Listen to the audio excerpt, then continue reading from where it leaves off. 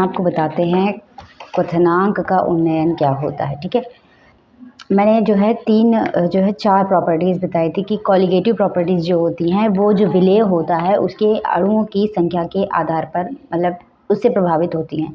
तो मैंने पहले चार बताए थे, जिसमें से एक होता है आपका राउल्ट का जो आपेक्षिक वाष्प दाब अवलंबन होता है, और दूसरा था क्वथनांक का उन्नयन। तो अब जानते हैं कि क्वथनांक का उन्नयन क्या होता है। देखिए, उन्नयन जो वर्ड है इसका मतलब होता है कि वो बढ़ता है, इंक्रीज होता है। एलिवेशन का साफ साफ मतलब होता है कोई चीज़ एलिवेट होती है यानी बढ़ती है। लेकिन अब यहाँ है क्या, क्वथनांक का उन्नयन, that means elevation of boiling point, यानी बॉइलिंग पॉइंट का एलिवेशन यानी जिसका क्वथनांक है उसमें बढ़ोतरी होती है। वो कैसे बढ़ता है, अब सबसे पहले जानते हैं क्वथनांक होता क्या है। देखिए, क्वथनांक उस टेम्परेचर को कहते हैं जिसमें कोई लिक्विड उबलने लगता है।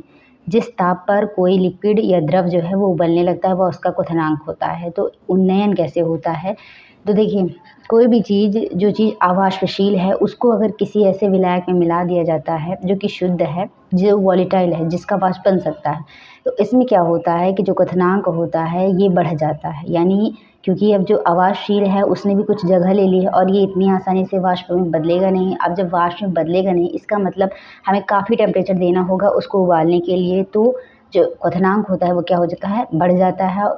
और इसी चीज़ को क्वथनांक का उन्नयन या एलिवेशन ऑफ बॉइलिंग पॉइंट कहते हैं।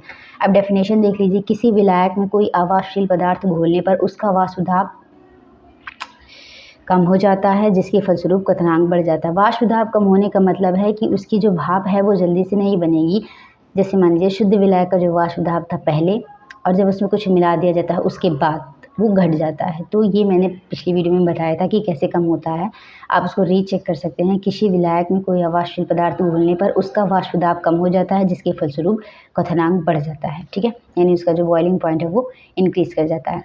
अब इसमें आगे देखिए, विलयन और विलायक के क्वथनांकों का अंतर ही क्वथनांक का उन्नयन कहलाता है। यदि विलायक शुद्ध, यानी जो आपका विलायक है वो शुद्ध है, यानी विलयन बनने से पहले का जो विलायक है उसका क्वथनांक टी नॉट और विलयन का क्वथनांक टी एस है। यानी जब विलायक शुद्ध था तब टी नॉट था, और जब विलयन वो बन जाता है यानी उसमें कोई पदार्थ मिला दी जाती है तो वो विलयन बन जाता है, तो उसका क्वथनांक टी एस है।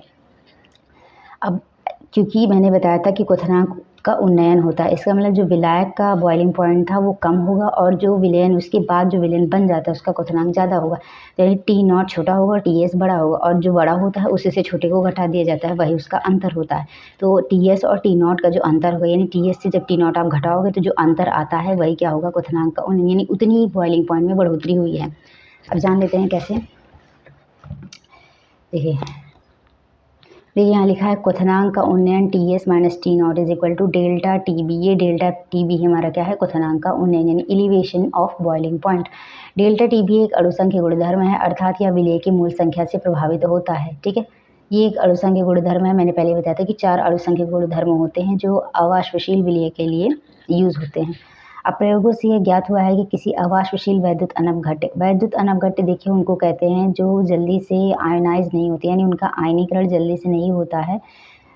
तो इन्होंने क्या बताया था कि प्रयोगों से यह ज्ञात हुआ है कि किसी अवाष्पशील वैद्युत अनवघट्य पदार्थ का डेल्टा टी बी, यानी जो उसका क्वथनांक का उन्नयन होता है वह विलयन की मोललता m के समानुपाती होता है। देखिए, मोललता क्या होती है, ये मैंने इससे पहले वीडियो बनाया तो उसमें बताया कि मोललता क्या होती है। समानुपाती होती है यानी डायरेक्टली प्रोपोर्शनल होती है। अब देखिए इसमें आगे लिखा है डेल्टा टी बी, अब क्योंकि समानुपाती होती है तो हम डायरेक्ट प्रोपोर्शन किसी कर देंगे, मोलैलिटी के यानी मोललता के। देखिए, मोललता और मोलरता अलग अलग होता है। मोलरता जो होती है वो विलयन के लिए होती, मतलब विलयन उसमें एक फार्मूला होता है, उसमें विलयन और विलायक का डिफरेंस होता है, उसको देख लीजिएगा। तो डेल्टा टी बी किसके प्रोपोर्शनल होती है, समानुपाती होती है, मोलैलिटी या मोललता के। जब भी प्रोपोर्शन हटता है तो एक कांस्टेंट आता है, तो delta T B is equal to K B into M. अब के बी क्या है, जो देखिए के बी जो होता है ये मोलल उन्नयन स्थिरांक है। ठीक है, यहाँ जो है बॉइलिंग पॉइंट में जो मोलल उन्नयन स्थिरांक है ये होता है। ठीक है, अब एम कैसे निकालते हैं, तो मोलैलिटी का फार्मूला होता है विलेय के मोल बटे विलायक का भार। अगर ग्राम में दिया गया है तो 1000 से इंटू कर दिया जाता है, किलोग्राम में दिया गया है तो इंटू नहीं करते हैं। अब इसमें देखिए मान लेते हैं हम, देखिए विलेय के मोल का फार्मूला एक होता है कि मोल बराबर होता है भार बटे अणुभार। तो सबसे पहले हम ये जान लेते हैं कि हमने किसको भार माना है और किसको अणुभार माना है।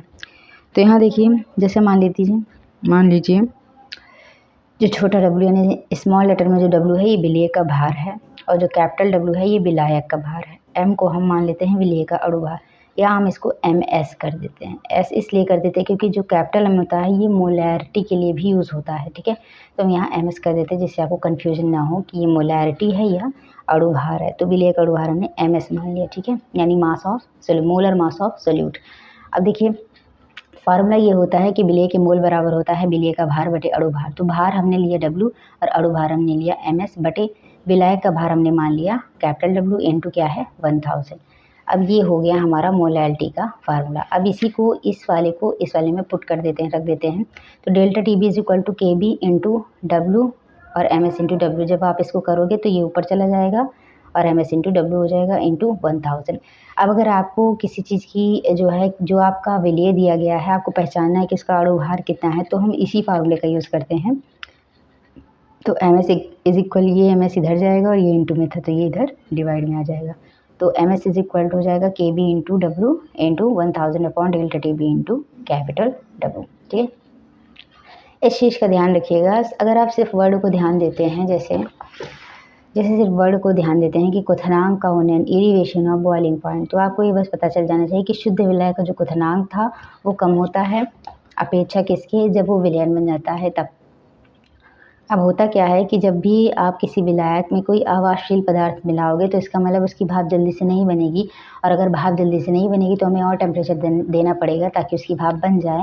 तो इसका मतलब हमें टेम्परेचर को इंक्रीज़ करना पड़ रहा है। इस वजह से जो क्वथनांक होता है वो क्या होता है, इंक्रीज़ हो जाता है। उसी को क्या कहते हैं, एलिवेशन ऑफ बॉइलिंग पॉइंट, यानी क्वथनांक का उन्नयन। यानी शुद्ध विलायक का जो क्वथनांक होता है और जो विलयन का क्वथनांक होता है वो ज़्यादा होता है। और यहीं पर सेम इस फार्मूले में यही रखा गया था कि अगर विलायक का आप T0 ले लेते हो और विलयन का आप TS ले लेते हो तो TS minus T0 is equal क्या हो जाएगा, delta TB। Thank you for watching. Next आपका टॉपिक होगा हिमांक का जो अवनमन होता है कि what is depression of freezing point. Thank you for watching. This formula is very important. ये फार्मूला बहुत इंपॉर्टेंट है न्यूमेरिकल के लिए, इसलिए आप इस फार्मूले को जरूर ध्यान रखिएगा। Thank you for watching.